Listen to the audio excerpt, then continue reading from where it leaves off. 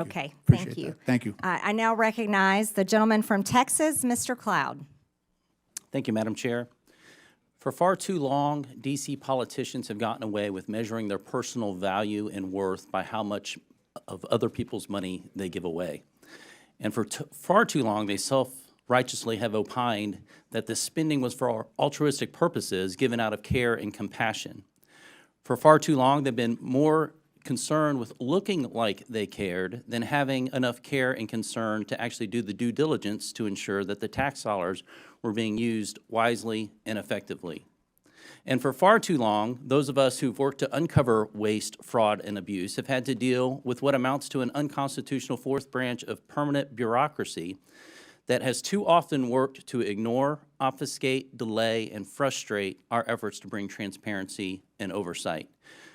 Over the last few weeks, the DOGE effort has begun to uncover not only how massive the waste, fraud, and abuse is, but also the extent at which D.C. politicians and too many obstinate bureaucrats have coordinated to create what is essentially the largest money laundering scheme in history.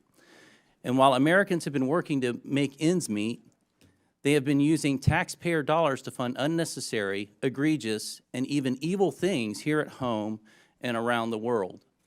Thankfully, in DOGE, we have a president bringing the leadership needed and a focused effort, along with the talent, technology, tools, and transparency to this waste, fraud, and abuse.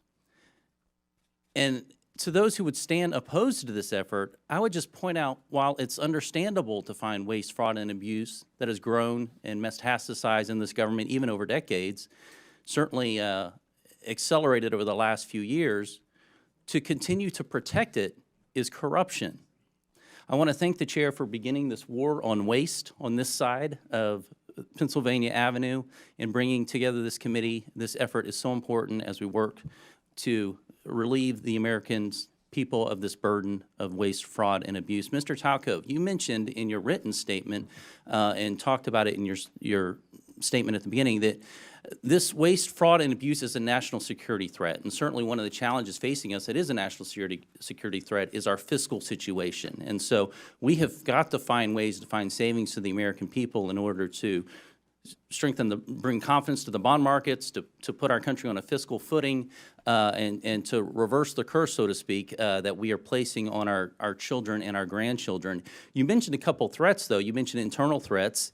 You said that these cases involve government employees, individuals entrusted with administering benefits who, instead of using their positions to approve fraudulent claims, override security controls, or even sell sensitive claimant information for profit. Now, this is not every federal employee for sure, but within the context of people who are trying to give their best effort, we have an internal threat. But you also mentioned transnational fraud rings, terrorist organizations, nation states, North Korea, nuclear weapons programs funded by our tax dollars, China, Nigeria, Iran, Romania, Russia, not our friends necessarily that are being funded by taxpayer dollars. Could you give us some examples of how this is happening?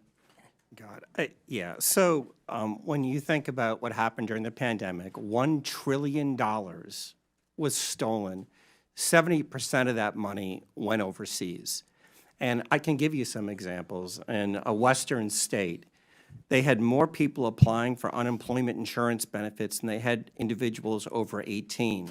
The people that were stealing the money from Romania were using it to facilitate other fraud schemes that include fentanyl, that include doing things to impact our democracy.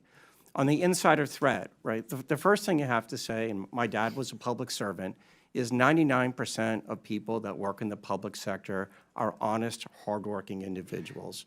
But there are some, and what you need is data and technology to root that out. There were examples during the pandemic. There were some examples even of last week where people got into the Medicaid system in a Western state and stole $50 million in less than 4 months.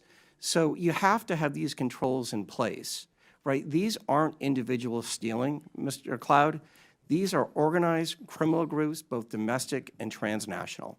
That, as you mentioned, taxpayers are being forced to fund the demise of our own country. Mr. Winston, I wanted to ask you, because there's a lot of talk about reconciliation right now. You mentioned Medicaid and what could be done to to bring a pretty substantial amount of savings, and this is without affecting those who truly need Medicaid and for what the purpose of the program was extended for. Now, The gentleman's time has expired. Hopefully- Does